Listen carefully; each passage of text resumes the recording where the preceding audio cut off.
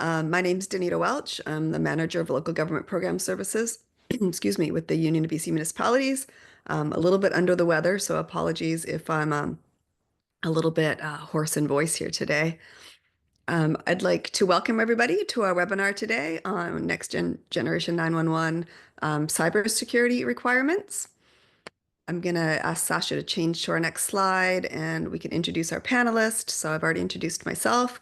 Very fortunate to be joined today by two folks from the Ministry of Citizen Services. We have Yvonne Ricon, who's the Executive Director of Project Management in the Connectivity Division, and excuse me, Matt, excuse me, who's a cybersecurity analyst also with the ministry. And they're going to walk us through the presentation today. I'd like to start by acknowledging that I'm joining everybody today from Victoria, which is the traditional territory of the Lekwungen speaking people, and offer my own very meaningful gratitude to be able to live, work, and raise my family in this territory. As always, we invite our panelists and our other participants to reflect on the territories that they're joining from today. So a couple pieces before I hand it over to people with much stronger voices, hopefully, for the presentation on cybersecurity, just in terms of housekeeping and contacts and questions. If I want to jump to the housekeeping slide. Just so folks are aware, we are recording this webinar. We will make the slides available. The ministry's already confirmed to us that the slide deck will be shared after. So we will be able to email that out to everyone who's participated in the webinar today. We will be using the Q&A function. So if you're not familiar with the Zoom, that should be at the bottom of your screen. That's where you can answer, or excuse me, you can enter any questions you have about the content. Feel free to enter them at any time. If questions come up as we're watching the presentation, you know you're hoping to get clarification down the road, but we will have dedicated time after the presentations to answer the questions. And if any questions are very specific to your own community, we may answer those one-off just by answering by typing with the hopes that the Q&A we bring to the whole group are relevant as much as possible to the group at large. You will see that the chat is disabled. It's disabled for participants today. The panelists are able to send out information. So if we do have any relevant links, as an example, that we'd like to share with the group, Sasha or others are able to put those into the chat to share those. And if for any reason you're having technical challenges like we are today, and you can't get the Q&A to work for you, please just raise your hand, and we'd be able to unmute you, and you would be able to ask the question verbally. So if it is problematic for you in any way, that is another option, but we would ask that you hold until the Q&A section to do that. And I think we will have contact information at the end. So now it's my pleasure to introduce Yvonne, who's going to do some introductory remarks from the ministry, and then we'll move on to the presentation by Matt. Thank you, Danita. So now you can rest your voice. So Matt, can you put up the presentation, please? Thank you very much, UBCM, for the opportunity to share with all of you this presentation today. As you know, UBCM and the Ministry of Citizen Services have been working together since 2023, supporting municipalities, regional districts, and First Nations on the transition to Next-Gen 911. And this is one of those activities that we're doing in support of that cooperation. And in particular, we decided to have this session today because, as you know, there is still the opportunity to request some money via the grants for specific purposes within the Next-Gen 911 transition. And one of the areas that we haven't seen too much movement is in the cybersecurity side of things. Cybersecurity is one of the key technical components of the transition to Next-Gen 911, and Matt will present to us in a few minutes why. So this is kind of a wake-up call for perhaps some of you on how this may actually be one of the areas where you are likely to eventually request some funding to improve your cybersecurity posture in the context of the transition to Next-Gen 911. So again, we're here supporting this program, and that's the intent of today's presentation. So today's presenter is Matt. That's how he's called, Matt Golshani. So Matt is one of our cybersecurity analysts with the Ministry of Citizen Services. He's a co-op student, but he's of course very knowledgeable in technology and cybersecurity. And he will be presenting to us what we bring to the table in the area of cybersecurity for Next-Gen 911. So take it away, Matt. Awesome. Thanks, Yvonne. And yeah, welcome everybody. Thanks for joining us. Today we're going to go over cybersecurity in Next Generation 911. We'll talk about what it is, why it's important, and how we're going to use it in emergency services. So Next Generation 911 is a new infrastructure for 911 call centers that utilizes IP-based technology, which we'll get into a little bit more later. But for now, we're just going to talk about an overview of cybersecurity.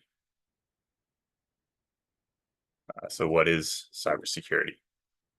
Cybersecurity has a very broad scope, from defining requirements to analyzing threats, as well as the actual implementation of security measures.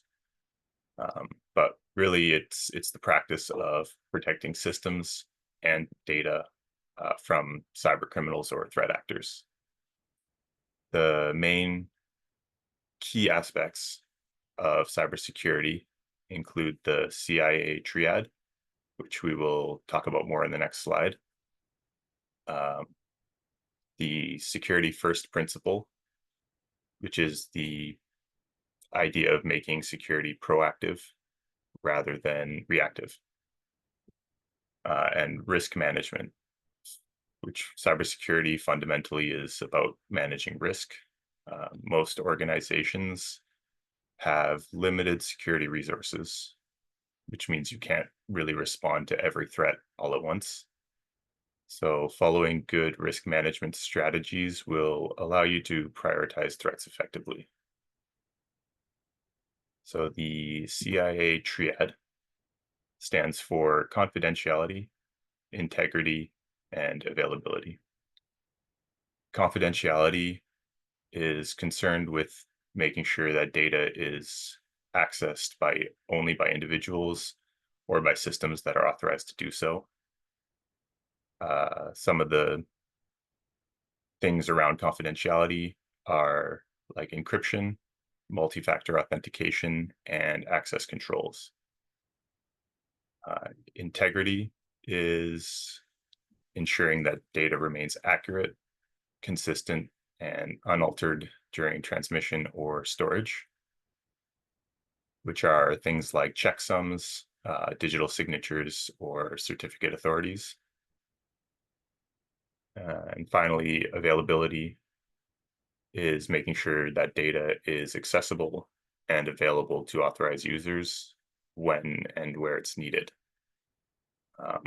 This is things like denial of service protection or DDoS, disaster recovery plans, backup, and other security controls that can protect access to data and systems. The security first principle. This principle prioritizes security at each and every stage of development, design, and operation. The goal of this principle is to make security proactive instead of reactive. This will ensure that your systems are always resilient and secure, because it is far more cost effective to prevent an attack than it is to remediate one after the fact. So using a secure first approach can save an organization potentially millions of dollars and a lot of headaches. Some of the key concepts with the security first principle is the principle of least privilege, which is giving minimum access that's required to each individual organization to limit the scope of a breach.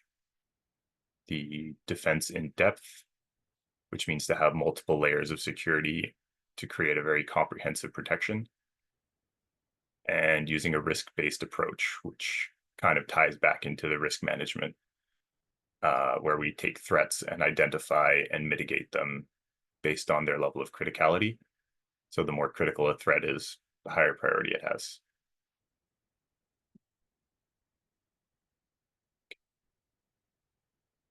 So we'll look at the threat landscape for cybersecurity, some of the common threats, things like malware, which are viruses, spyware, ransomware, Trojans. We have phishing scams, which is when a scammer tries to trick someone into sharing sensitive information or giving out their access controls. Denial of service attacks, which are when you attack a network or a server to overload it, making it unavailable to its intended users. Insider threats and social engineering are a cyber attack from within an organization, often using legitimate credentials, could be employees, former employees, contractors, or victims of a phishing scam. And zero-day exploits, which are like a brand new or previously unknown vulnerability that gets exploited. These are the least common, but often the most critical or most expensive.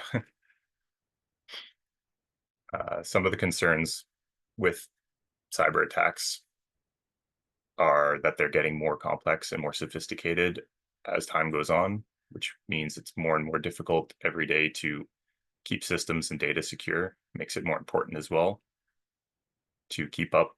The cost of breaches or security threats can potentially cost a lot of money or even destroy your application. So it's very important to have a strong understanding of what kind of threats and vulnerabilities are out there so that we can combat them effectively.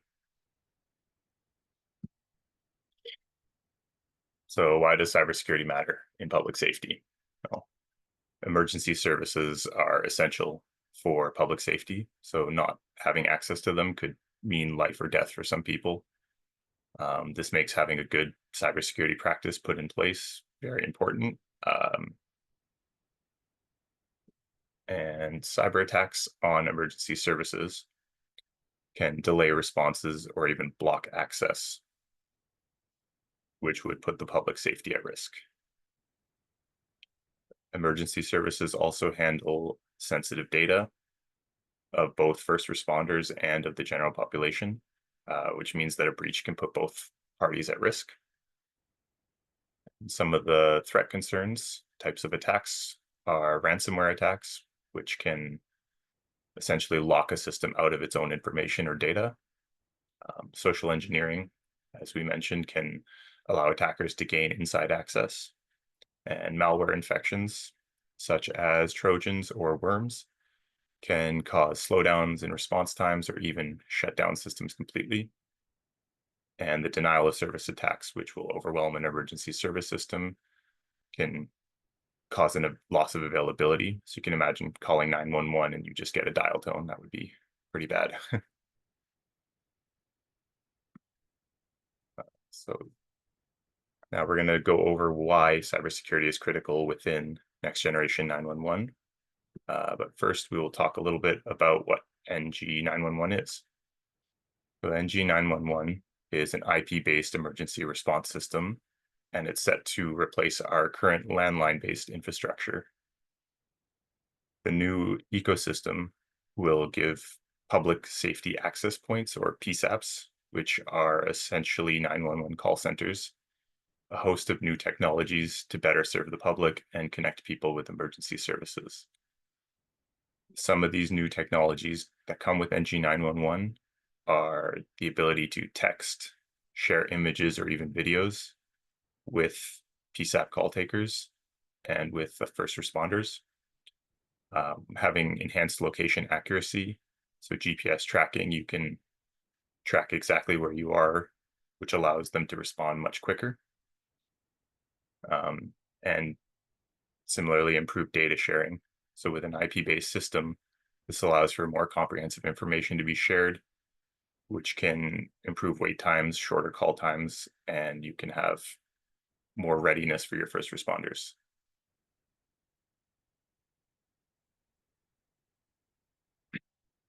So cybersecurity's criticality for NG911.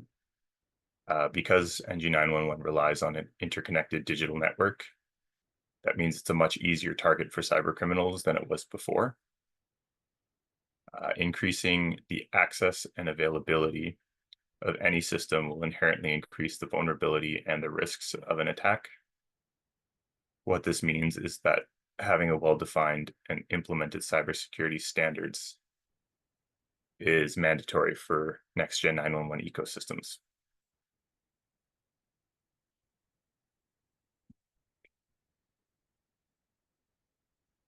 So looking at some of the new security challenges that we have with NG911 that we didn't have before with our current E911 or enhanced 911 service.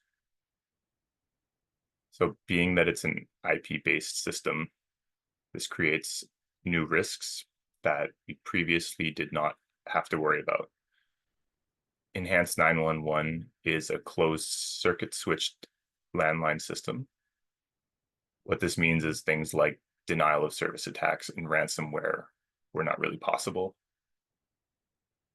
But now NG911 transmits real-time location data.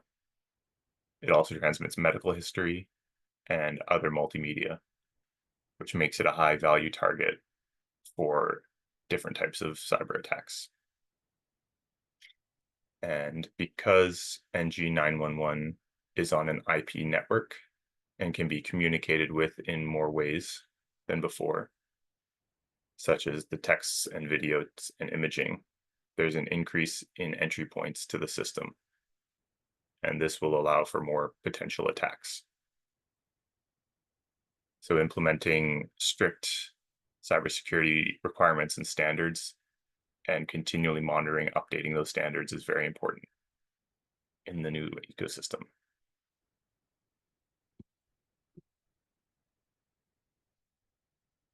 So let's talk about cybersecurity standards and what implementing them looks like.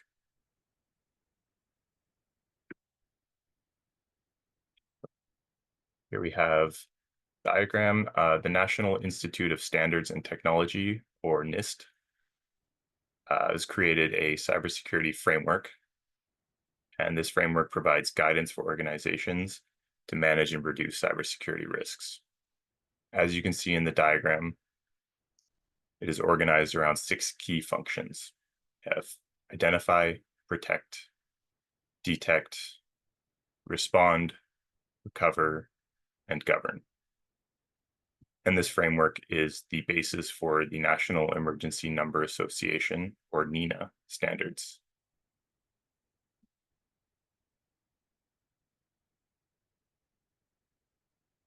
So NENA standards for the NG911 implementation.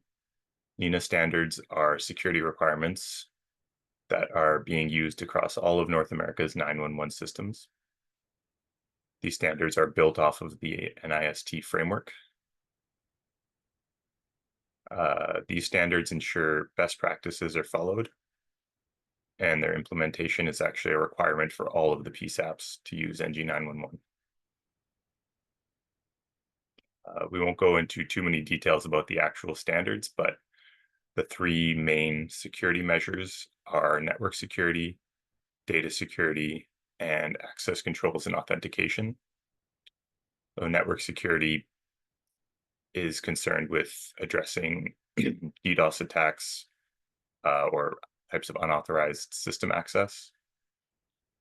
The data security prevents data breaches and unauthorized leaks or compliance violations. And the access controls and authentication measures help to prevent insider threats, phishing attacks, and unauthorized data modifications.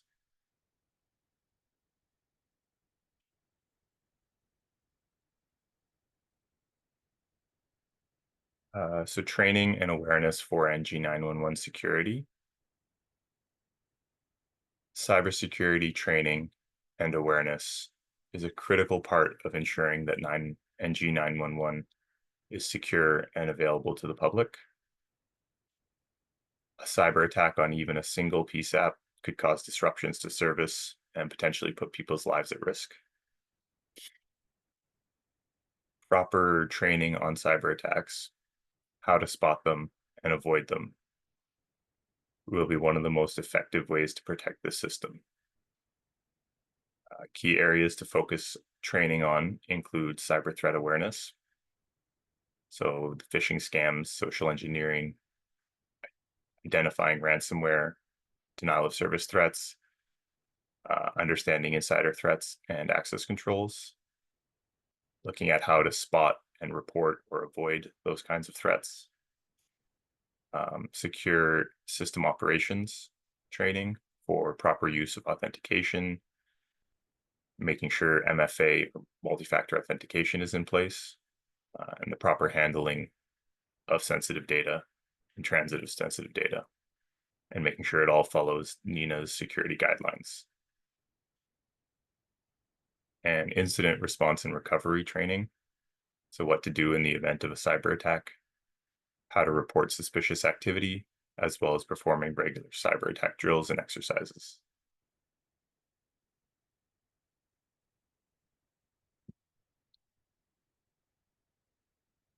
So why is that training essential for an NG911? Well, most cyber attacks can be mitigated through well-trained personnel. It's one of the most effective measures to preventing cyber attacks, mostly because human error is a major factor in security breaches. So having well-trained employees who can recognize and respond to threats quickly can reduce risk significantly. The key outcomes of cyber awareness training are to prevent human error, can reduce the risk of phishing scams and giving unauthorized access to attackers, strengthening incident responses, so responding quickly to threat actor, which is essential in reducing the severity of an attack. It can enhance system resilience, ensuring a broader and more comprehensive level of security and system availability, and to ensure compliance, because every PSAP needs to be following the NINA standards. So properly training them is one of the requirements to adhering to those standards.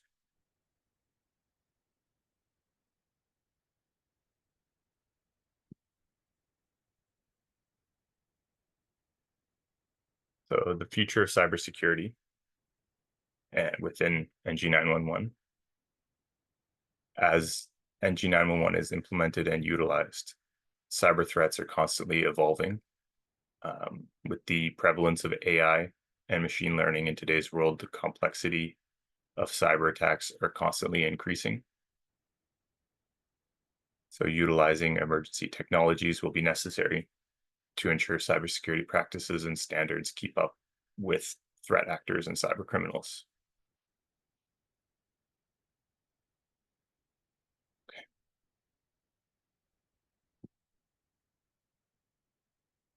At the end of the slide, we have some resources and references that are linked there.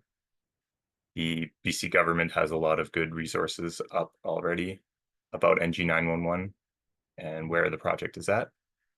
And then I've also included NINA and the NIST for the frameworks.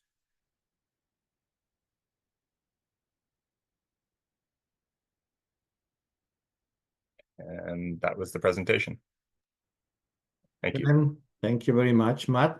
Before we move into the Q&A, I want to add a couple of things more closely related to what has been transpired over the last few months, years, in the context of cybersecurity, especially for 911 systems. The first thing is that I don't know how many of you have been involved in signing the local government authority agreements required for getting the 911 services from the telecommunications company that offers them, especially in BC Stellus. But those agreements have a full section that is basically requiring the signatories of those agreements to comply with these standards. So this is not only a nice to have or a should have, this is a must have. And the implications of not adhering to those standards and those technical specifications that are required within the next-gen 911 environment are very serious, because if there is a cybersecurity incident and TELUS can't pinpoint that to a PSAP or one of the participants in the 911 ecosystem, they have the right to actually disconnect the service, right? So this is, of course, it looks like it's a very, extreme measure, but that is the only way to ensure that if there is an attack to one of the 911 participants, the rest of the system is secure, right? So um, that wasn't something that we were facing before, because again, as Matt was saying, we were not facing these kind of threats. But probably all you have seen and hear in the news circumstances where the being compromised in what we call a supply chain. So one of the actors of an ecosystem is compromised. It is very likely that everyone in that ecosystem is compromised. So TELUS basically eliminate that risk by saying if you are subject to a cyber attack and you cannot respond, or you are basically guilty of not complying with the standards, we will cut out the service. So yeah, I wouldn't like to have that conversation with people around your regional district, your municipalities, and say like, oh yeah, no, we don't have any 911 service because we never put in place the right and the proper cybersecurity standards to guard the system. So that's one comment that I wanted to make. The second comment that I wanted to make is a little bit more technical. So Matt clearly outlined everything that is surrounding the cybersecurity environment. And a lot of organizations, especially smaller ones, tend to think that because they have firewalls or they have, multi-factor authentication in their laptops and things like that, they're safe, right? So cybersecurity, way more than that. So Matt, if you can please go back to the NCIT framework slide, the circle. So yeah, Well, there you go. yeah.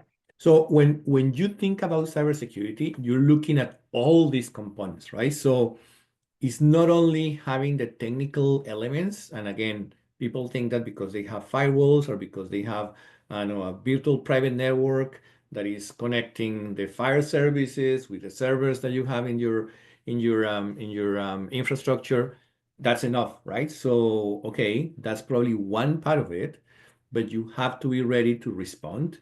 You have to be ready to recover. You have to be able actually to even detect the problem. Many of the most well-known cybersecurity incidents in the last few years have lasted for months just because people didn't know that they were being attacked, right? So it is a series of components, and that's what this framework, for example, brings to the table, is a very holistic view of cybersecurity. And organizations cannot choose which one of these are going to implement. And the NINA standard for next-gen 911 actually states that, right? That you have to be looking at all these elements in order to be able to provide the proper levels of cybersecurity that a critical system like 911 requires. Okay, so I just wanted to add those two pieces because those are relevant to the things that have been happening already in the process of getting to stand up the 911 service, the next-gen 911 service in the province. And we are still in a good position to react if any of your organizations, municipalities, regional districts think that they are probably a little bit behind. Again, as I said at the beginning, cybersecurity is one of the components that is eligible under the grants to allow the actors to kind of get up where they need to be. Okay. So again, I just wanted to add those two things for context, and now we can get into the Q&A. Thanks very much to both Matt and Yvonne for the presentation today. We're now going to open it up for any questions anybody might have. I haven't seen anything pop up in the Q&A so far. Certainly, we're open to any questions in relation to the presentation, the broader context of cybersecurity for NextGen 911. And Sasha and I are more than happy to also answer any questions that anybody might have, in terms of how this relates to the funding that's available under either the 2023 allocation-based program or for the upcoming 2025 application-based program, which is closing in about 3 weeks' time. We do have an attendee who's just raised their hand. So I've got Olga Gould who's looking to ask a question live. I'm going to unmute your mic, Olga. So please go ahead. Oh, hello. Can you hear me okay? Yeah. Yep. Oh, excellent. Thank you. My question is to Ivan Rincon. My name is Olga Gould, and I represent GLF Ventures, a cybersecurity firm specialized in protecting critical infrastructure from emerging threats, including quantum computing risks. So with the advance of quantum computing, traditional encryption might not be enough to protect sensitive communications, including 911 emergency response system. So my question is, can you share what steps are being taken to protect BC's 911 infrastructure from future quantum computer threats? And are there ongoing assessments or plans to transition to quantum-resistant encryption to ensure the resilience of emergency response systems? Okay, thank you, Olga. So yeah, very, very interesting and deep question. So the short answer is okay, there's two levels here. So the 911 infrastructure right now, the way it is run in the province, it's all managed and it's under the control of the municipalities and regional districts and some of the other actors, right? So the province itself doesn't actually have a say on elements of the cybersecurity for the 911 system. Having said that, the province actually has a very robust cybersecurity framework that is used mainly and specifically within the context of the government services and our government systems. But one of the things that we have is the ability to extend that knowledge and extend those capabilities eventually to what we call extended government, right? So quantum computing is one of those areas that we're following very closely. And we are aware that as Matt was saying in a part of the presentation, there is a future in this whole context of cybersecurity. And quantum computer is one of those elements that we need to look at, right? So my guess, and I'm just guessing here because I haven't seen physically anything being released from the provincial government, that it will be one of the components that will be probably bringing to our resilience frameworks within the provincial environment, and that again can be extended to other participants like municipalities and regional districts and so on, right? So it is still in the early days. I'm just gonna say similar to what we had in AI probably 4 or 5 years ago, where people knew that something was coming. Now it's a reality, and now there's a bunch of things that everyone is doing, including the province, to support I know ourselves and some of our partners on dealing with AI threats. Same thing will happen with quantum computer, right? So my suggestion will be, Olga, to just keep your eyes open, because I am 100% sure that we will come up with certain elements of recommendations or even components of framework to support not only critical system but other systems that we deal with in our day-to-day business in government. Oh, But thank you for the excellent. question. Thank you. Is this the initiative called Stronger BC Future Skills Grant or something like that? No, there is something on Stronger BC, but that's more for training purpose and things like that, right? So You Okay. go to the CyberBC page. It's called CyberBC. There are a bunch of resources that we have that again we use internally, but we can also eventually offer to extended government, municipalities, and others. And that's where typically when we have something that we are kind of launching for the broader audience, it will be announced and presented there.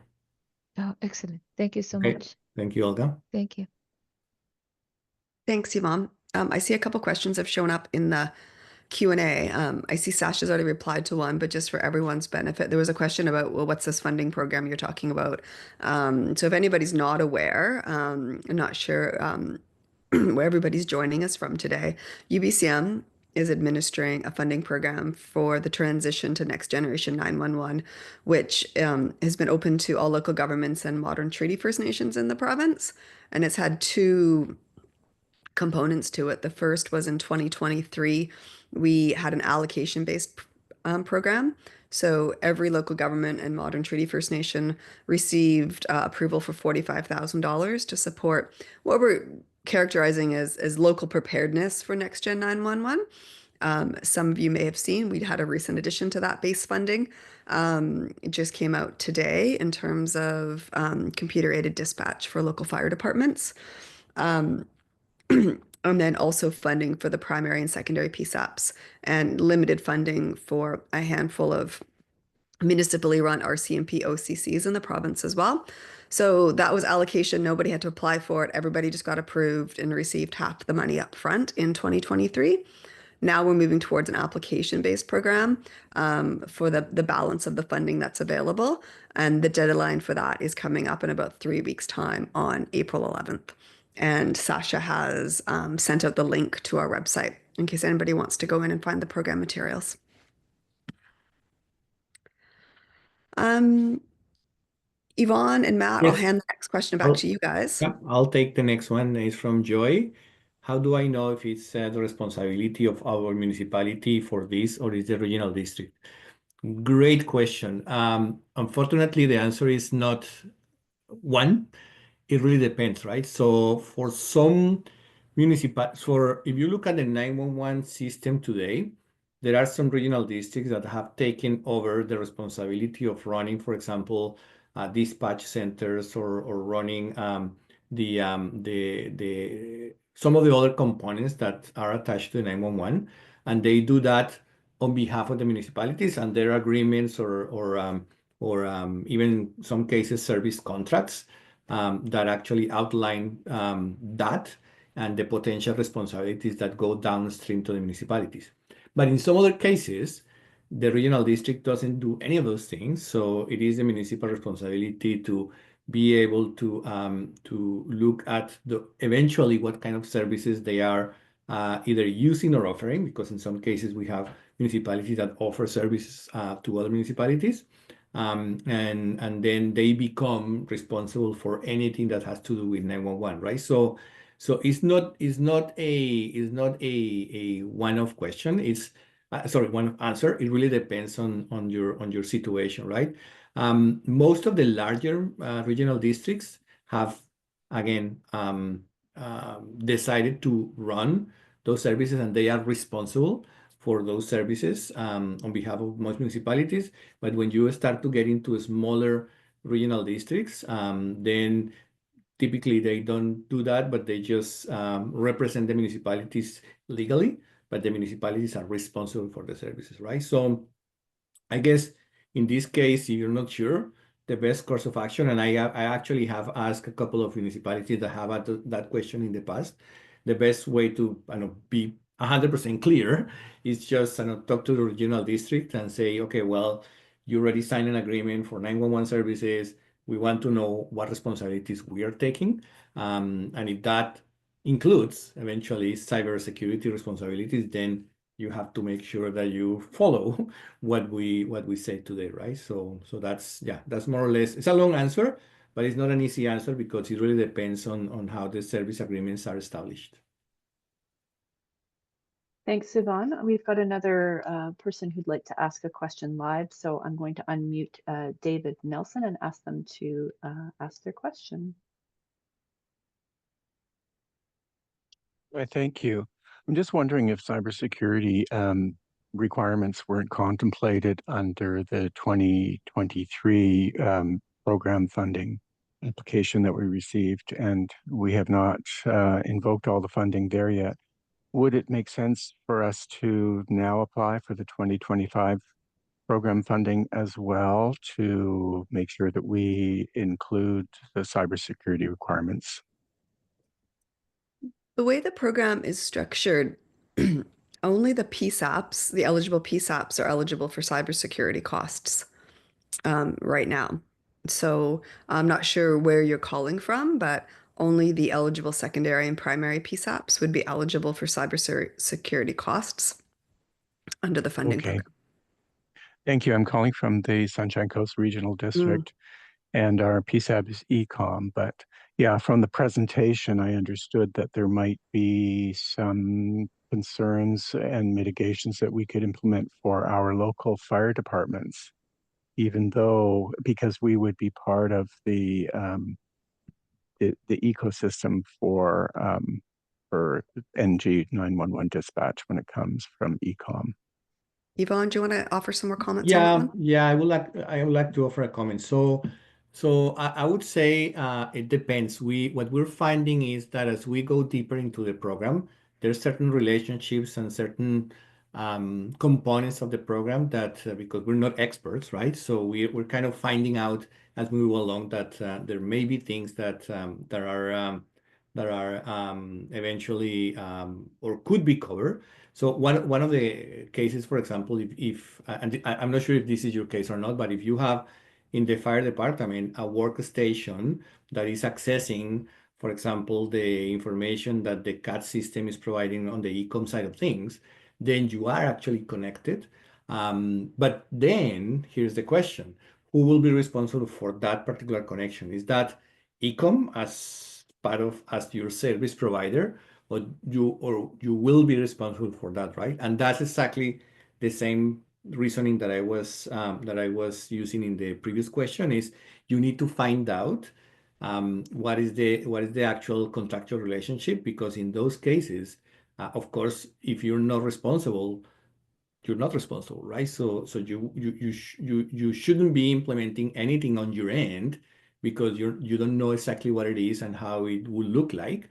You will have to go to Ecom and say, hey, Ecom, okay, well, we have this workstation that actually accesses your system. The one thing that you can do is you can ask the question, right? So what are you doing to protect the system, given that this is a new implementation, right? So that again is not a yes no answer. It depends on how your relationship works, and we have found so many different models that as Danita probably is thinking and like, okay, well, is this a different case of what we have heard before? Maybe. So yeah, my recommendation will be talk to your service provider, Ecom, and just ask the question. Is like, okay, is there anything in my world here that I need to be aware of and I need to be protecting, or are you taking care of everything? Thanks, Thank you. Yvonne. Oh, sorry, David. Yeah, thank you. That answered my question. And Yvonne, if you want to have a look at the Q&A, there's some further clarification being asked around the agreements with TELUS. Okay, give me 1 second. Just checking here. Okay. We continue to wait upon our regional district to execute the agreement with TELUS. Okay, I don't know. I know there's 2 that are pending, but I'm just because it's anonymous. It's a good thing, right? Are you aware if TELUS is entering into agreements with municipality directly or regional districts only?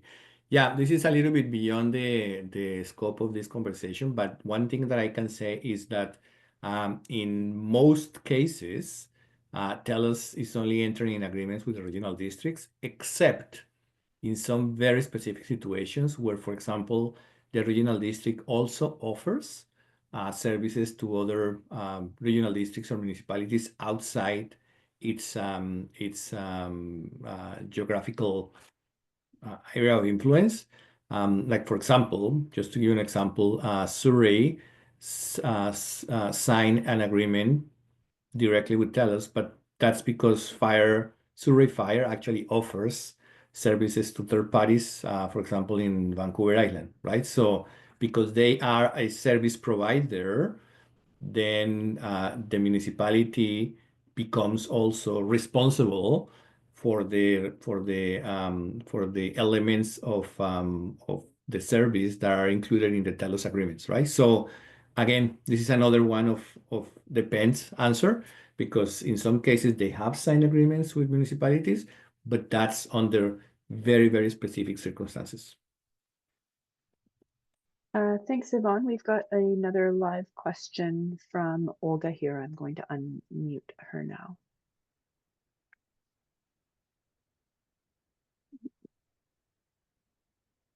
Okay, I'm back. Okay, can you clarify which types of organizations or businesses are eligible for to apply for the NG911 program funding, and what specific areas does the program prioritize for funding? Sure. I gave a brief overview, excuse me, already, but I'm happy to elaborate. So the program's open to local governments, so municipalities and regional districts in BC, as well as modern Treaty First Nations in BC. That's true for both the 2023 program, which, as I said, went out by allocation-based funding, and then the upcoming deadline for the application-based funding as well. Under both programs, the funding is more or less the same. The funding amounts vary, but the buckets under which we're offering funding are the same. So there's the concept of base funding under both, which is more focused on local preparedness for Next Gen 911, as opposed to the technical specifications to be compliant with the NG 911 system. So there's the base funding component, covering things like mapping, GIS, community education. Now some funding is eligible for dispatch, direct for fire services. Second category is for primary PSAPs. So there's 2 primary PSAPs in BC outside of ECOM. So they're both eligible for funding. This starts to get more into the technical side of funding. So actually purchasing and installing the technical requirements for compliance with the CRTC mandate. Similarly, the secondary PSAPs, which is under the funding program, limited to secondary dispatch for fire, sorry, secondary PSAPs for fire dispatch only.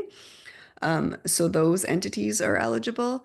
And then under both programs, we've had funding available for municipally run RCMP OCCs.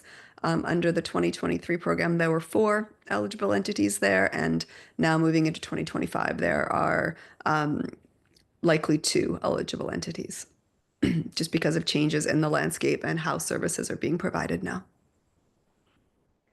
Thank you, Danita. You're welcome. Looks like a couple more questions have shown up in the Q&A. I think you can take the first one, Danita. Okay.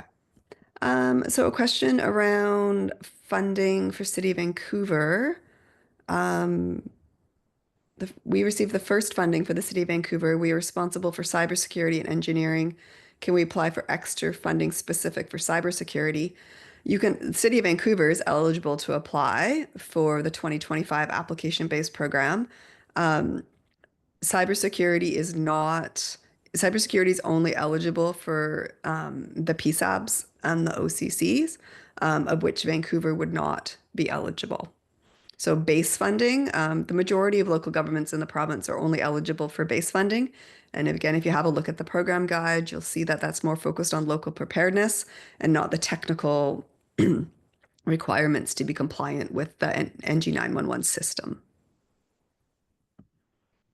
And then back to you, Okay. Yvonne. Yeah, I'm taking the next one. If an organization implements and follows NIST 2.0, does it need to check NINA? Good question.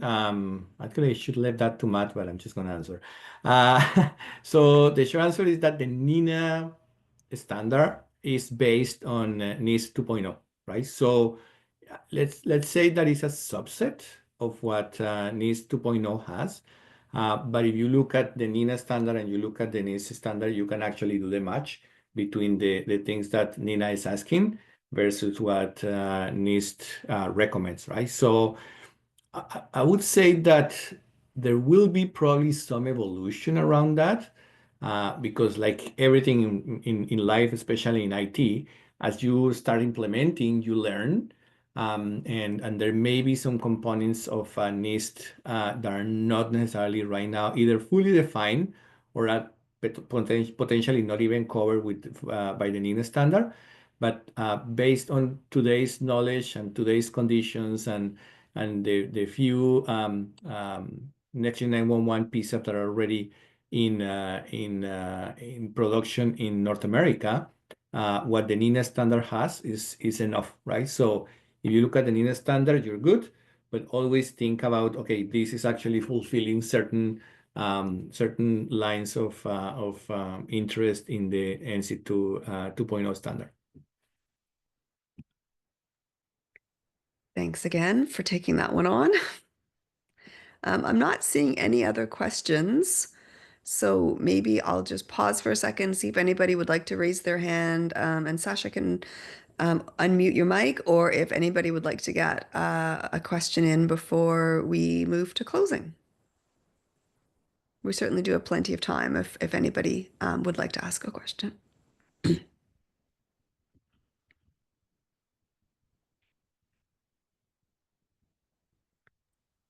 Okay, well, I'm still not seeing anything. So I think what we'll do is just, if anyone is interested in more information on the funding program, as we've already pointed out, the link to our program is in the chat. We will be sending out the slide deck and a link to the recording of the presentation in a few days' time. So folks will be able to refer to those as well. And certainly myself and Sasha are happy to chat with anyone who's interested in accessing the funding in terms of what applications could look like or what eligible spending under the 2023 program looks like. So do feel free to reach out if you have any questions. So I'd like to thank Matt and Yvonne very much for their presentation today, and to Sasha for providing all the background support so the webinar kept running. And like to offer everybody a bit of your afternoon back, and hope everyone has a great afternoon. Thank you. Thank you, everyone. Thank you.